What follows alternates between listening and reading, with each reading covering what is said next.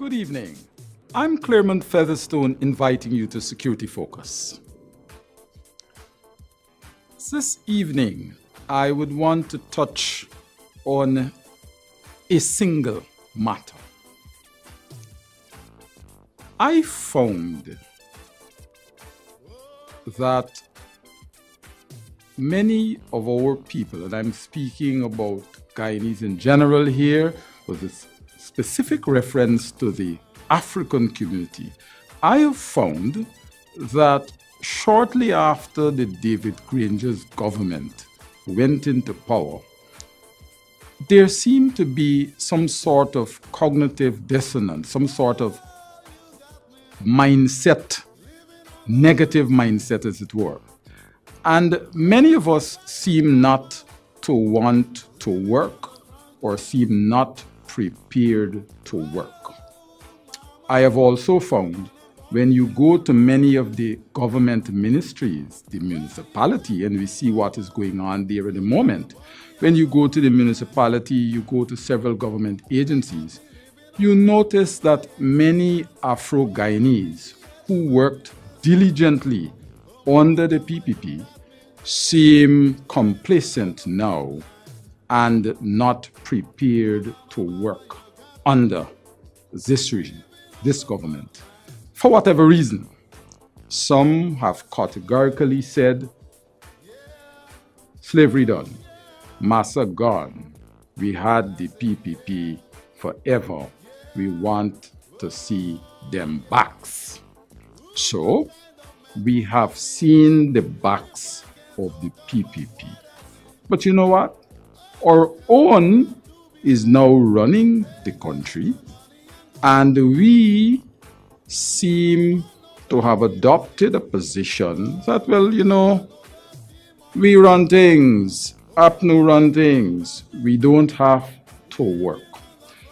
But we should remember that whenever your own is running things, whenever you are running things, you work harder. You work harder in your own business. I have noticed in many of the government entities a sort of supercilious and aggressive corruption. Of course, the PP had corruption, but it was kind of insidious. The Indians have a different way how they carry out their corruption. But I have encountered the most aggressive corruption when interacting with my own kind. You go into some places back in the day, and Afro-Guyanese looks at another Afro-Guyanese. He says, let me tell you something. The boys want $200,000. And if you're going to get them $200,000, let me tell you, you're going to get paid. Don't care who you go to. And you could go to who you want to go to. And you will not be paid promptly until you first decide to settle the score with them. And after the PPP left office, that kind of behavior became more pronounced in the city council in particular, hence what we are seeing today. But I am glad, I am happy that we have decided to pull even our own across the coals. And today I will present a similar example, not in corporate life, but in an NGO, one that has been run by black folks for 100 odd years, perhaps 120 years, 125 years. And I believe when an entity reaches 100 years, 125 years, that entity should be in a position to sustain itself and to be able to provide guidance to other entities that has come along the way. I also believe an entity that is 100 or 125 years, one that has stood the course of time, should be able to be an example for other entities to follow. And I will present an example that you will find, I think, very peculiar, and you will tend to agree with my assumptions by the time this episode of Security Focus would have ended. Please stay tuned. Security Focus is brought to you by Regium International, Northwest Investment Inc., IntelliGuard Specialist Security Services, and the Institute of Security and Public Safety. Welcome back. I've always been intrigued by something which has happened in our country for quite some time. And that has to do with the manner in which assets owned by African Guyanese have been kept. And there is a cliche about that, where we hear from time to time people saying that you do not go to live, and this is international, you do not go to live in African communities, and when more than 10% Africans live in your community, it runs it down and the value of your property will go down. And lots of times you see some evidence of this, and at times the evidence point to some sort of financial void or some economic problem. But lots of times in Guyana, it has to do with the same kind of mindset that I alluded to previously. And I want to present an estate this evening. It is the estate of the Scottish Flower Lodge, an entity that has been in existence for about 120 years. And I've been associated with that entity for the past 30 years or thereabout. I found, though, that when the new government took office, I found a definite disregard for the laws of our land and a definite disregard for everything by some of the elders. We're talking men 70 years thereabout. And that blatant disregard has created a number of problems in this entity, to the extent that it threatens to kill one of the oldest NGOs, fraternities in our country. A synopsis of what is going on. The Scottish Flower Lodge is an organization that has been in black hands from the onset. It is not a Masonic lodge, it is a mechanic lodge, so that it was never in the hands of, say, colonial powers or white men. It is an entity that was bought by a number of black folks pooling their money, and they bought it for 7,500 Guyana dollars.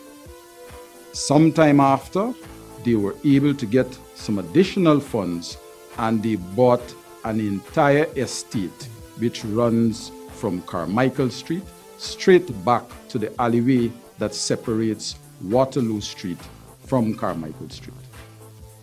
And the early founders of that entity set out benevolent purposes, set about an organization that would aid humanity, that would help the people in the community around it. And so lodges back in the day were places where you could go and have a cookery course, perhaps a sewing course, an adult education course, a course to learn to eat with knife and fork, You can see a film show, keep a wedding, keep a wake, any community activity could have been kept in a lodge hall back in the day. You could have full-time programs. People even learned to dance in lodge halls because there were dancing programs, whether they were ballet, keep fit programs, and the like. And so over the years, many lodges lost their relevance in the society because their activities did not keep pace with the development in the country, and many of the older folks became monolithic in their views, and to an extent, many of them kind of commandeered the entity and took it downstream. And that is why when you walk around Georgetown, and you would notice most all lodges were located in Georgetown. When you walk around Georgetown today, you see many of the lodges are no more, went defunct, fell to the ground. Well, the Scottish Flower Lodge is going that very route. Persons who frequent Carmichael Street would know that for many years, say 40 years, that entity has pulled down the community, overgrown bush, broken down fence. And if you went on to the estate, you see old fridge, old stove, old this, old that. And even when you went into the building was unkept for many, many years. 3 years ago, the entity decided that they would apply for a loan at the bank. And this loan was not the kind of loan that they should have gone after, because if you have an estate prime property valued 200 million or thereabout, you basically should not be going to the bank to borrow $5 million and putting yourself in difficulty to pay this $5 million over a 13-year period or 14-year period, which is what we found ourselves in. When we were finished with that, several of the older gentlemen saw it fit to go back to the bank immediately after coming out of that expense for a loan that is twice that much, to pay over a period of 20 years. This, to my mind, shows a lack of asset management understanding. How do you have an asset worth $200 million after or thereabout after 125 years, and you have not sought to establish some sort of economic program that would help to keep the organization financially stable and buoyant? Went to the bank did their investigation, and the bank said, no, we're not giving you any money. And the bank stated some of the reasons. One of the reasons being that several of the members of the board who positioned themselves on the board, engineered to be on the board for a protracted period, were too old. And the bank would not lend money to 5 elderly men 70 years old. So the bank says, you can't get any money. They decided that they must get this money. I said to them, this is what we'll do. We will serve humanity. That is what we were established to do. And what we are going to do, I am going to assist to refurbish this place, paint it up, clean it up over a period of time, and we will establish a soup kitchen. I said the YWCA has it, the YMCA has it, the Beacon Foundation has it, a whole host of NGOs have it. We are going to go into an economic venture. And they went along with it. Restoration lasted for about 6-7 months, and everything was okay. Funny enough, one of the elders won a lotto, $10 million, blew it out in 4 months, and found himself still owing the bank $1.5 million. He, being the man who manages the funds, encouraged them to go back to the bank. But the bank has already said you cannot get our money. So now desperation steps in. And the change mindset that I spoke about earlier also took over. One of the gentlemen wrote a letter to the bank stating that Minister Harmon, who had his own problems at the time, is party to the discussion. Showed me the letter, and I said, "You're misrepresenting a senior minister of government. This could come back to haunt us." Nah. Show it to another. I said, "You saw this letter?" He says, "Yes, I did. I approved it." He says, "But how could you? You're on a state board. You can't do this." He said, "Oh, I got legal advice to that effect." I said, "Send it." Sent it to the bank. The bank sent it to Harmon's office. Obviously, the man said, "I don't know the people. I never heard of the people. I have nothing to do with the people." Doesn't end there. Go for a signature from a senior member of the Ministry of Education. Misrepresents the woman again, obtained the signature by fraud, had somebody else sign the woman's name, took it to the bank. The woman came from where she was, spoke with me and said, "I do not like what is happening." Took them to the woman to apologize. They go, they ask the woman to lie. Says to the woman, "Tell the bank this and tell the bank that." The woman says, "I'm not going to do that because I have 2 accounts there."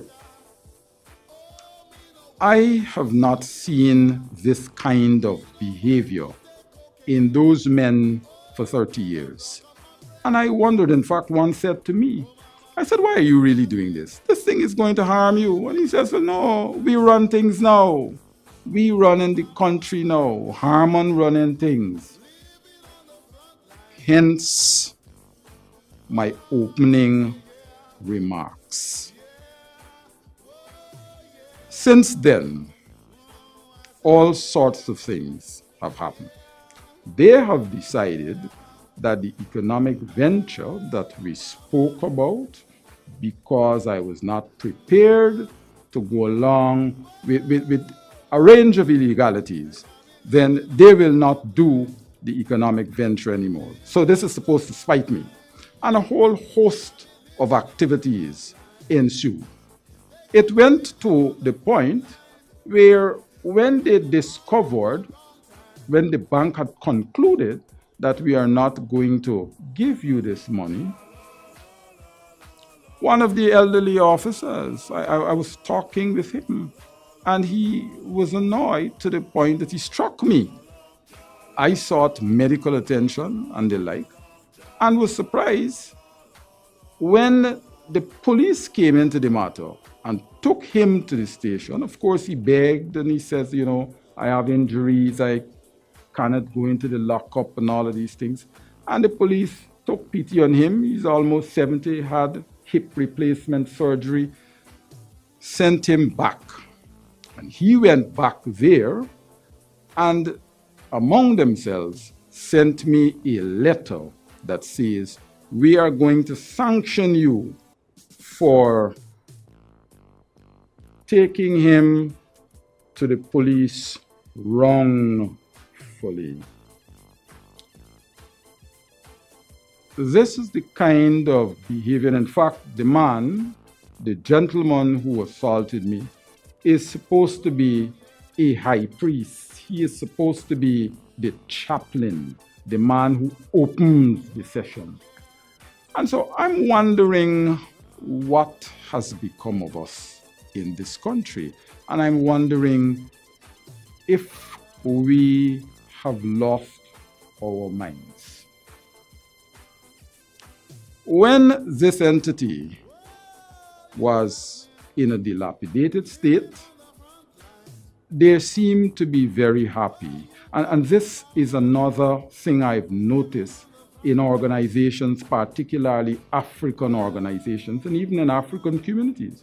So we have a situation, dilapidated condition, overgrown bush, fence dilapidated, rats, roach, centipedes, bats, pigeons. When I took control of those situations and brought the place back to a sense of respectability, which included banning persons from walking through the yard, taking control of 15 to 17 homosexual prostitutes who operated in our estate with impunity. And I always wondered, why was an organization's leadership tolerate 15 gay prostitutes operating on their estate from 6:30, 7 in the evening until 5 next morning? And I always wondered, what was responsible for this? Why are we so neglectful? And I looked at it and I said, this has to go.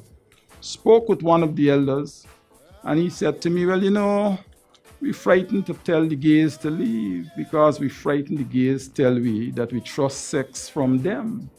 I says, well, look, they are in the wrong place. They have to leave this place and I will get rid of them. Because you see, the gays on Carmichael Street harbor a lot of young men who came out of prison. And when the nurses and many of the students from Bishop's High School and immediate environs are passing through the street, many of these young men would rob them.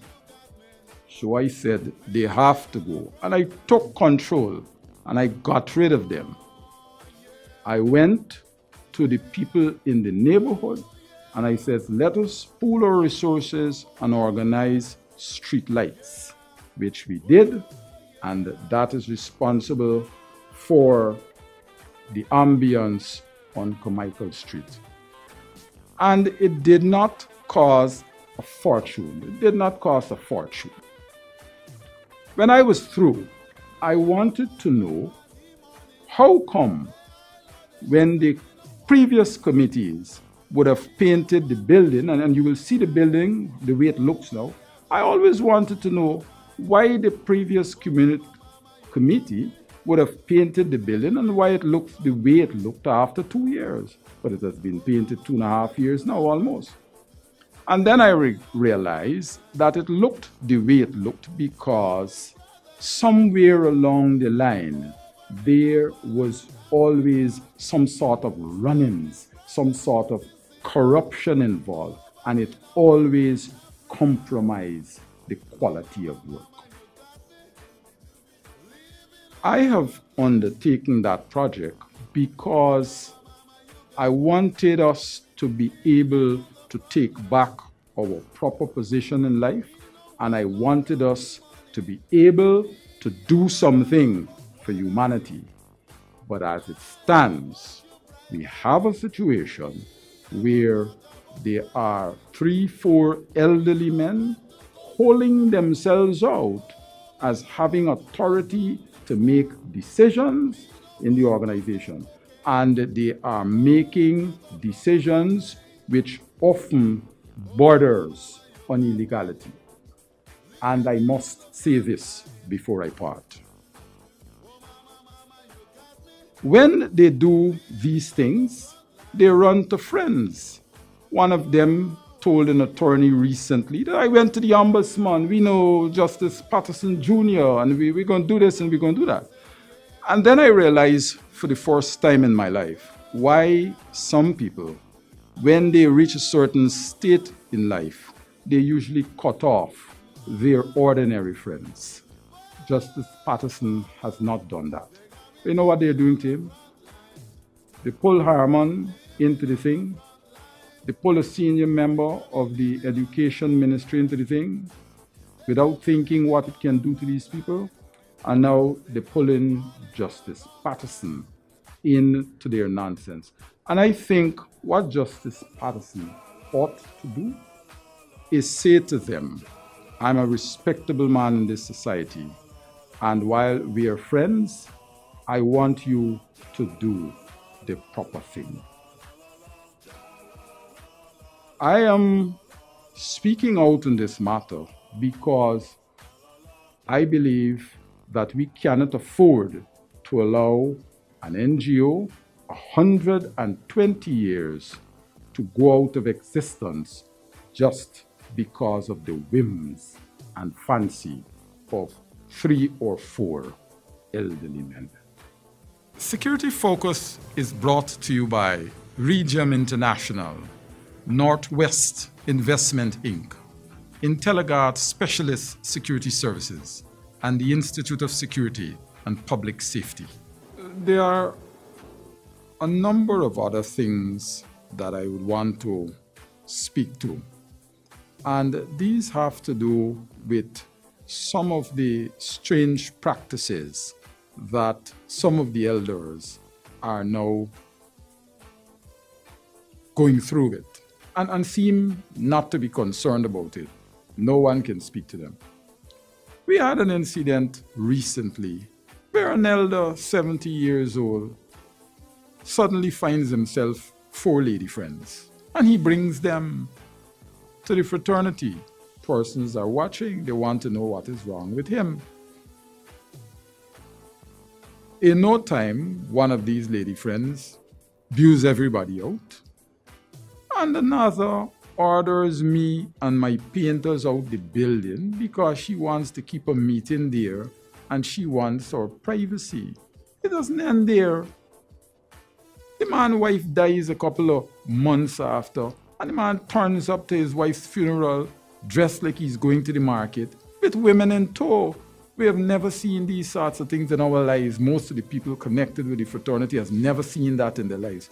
And yet, those sitting with him will not say to him, it does not look good, you should not be doing it. So he turns up at his wife's funeral. He's standing on the road. The lady is feeding him or giving him water, sopping his face and what have you. His wife is lying in the church.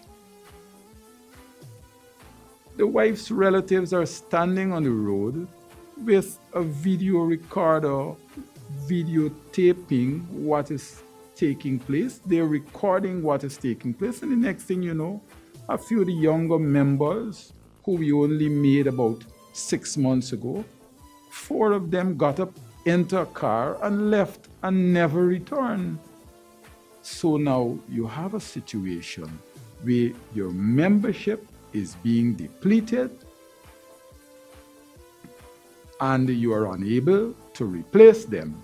And when one looks at what is taking place, as the bank put it, what you have is a situation where you have 4 old men doing what they want, creating unpleasant circumstances and chasing away the younger members, and then manipulating the others that remain. Hence what the bank said. 4 old men, 5 old men came to pawn the organization, and the other members are playing by ear. So my take on it is this. If we cannot be responsible to the few members we have as an entity, if we cannot be responsible to the registrar of Friendly Society or the laws of the land, then we are going to be responsible to the public. The soup kitchen, I had anticipated, would have been able to help persons deserving of surgery abroad. And I have kept that promise, to the extent that one Mr. Claude Fraser, who I've been working with for about a year and a half, will now be leaving the country on Wednesday morning for India, where he will be undergoing liver transplant surgery. And so this is the kind of thing I wanted to see the entity become involved in, rather than what we have now, a situation where the organization is slowly becoming a creche for 4 elderly men, to the extent that it has lost its way completely. And before I conclude, there is now a caravan in front of the lodge hall, which attests to the fact that a soup kitchen would have been a worthwhile venture. And that caravan sees so many persons per day that it is now becoming a traffic hazard, because persons are standing in the roadway, almost in the path of oncoming vehicles. As always, I've enjoyed being here with you this evening and presenting a yet different kind of program, still a security-related program, a communitarian security-related program, one where we look out for the society. So I have been able to present you with something that happens in lodges. And I did so because I see no reason why you should not know what happens in a lodge. You have been told what happens everywhere else, in the president's house, in the church, at the hospital, in parliament. You ought to know what we are doing, if we are doing anything at all. I am Claremont Featherstone, bidding you an enjoyable rest of the evening. Thanks for listening.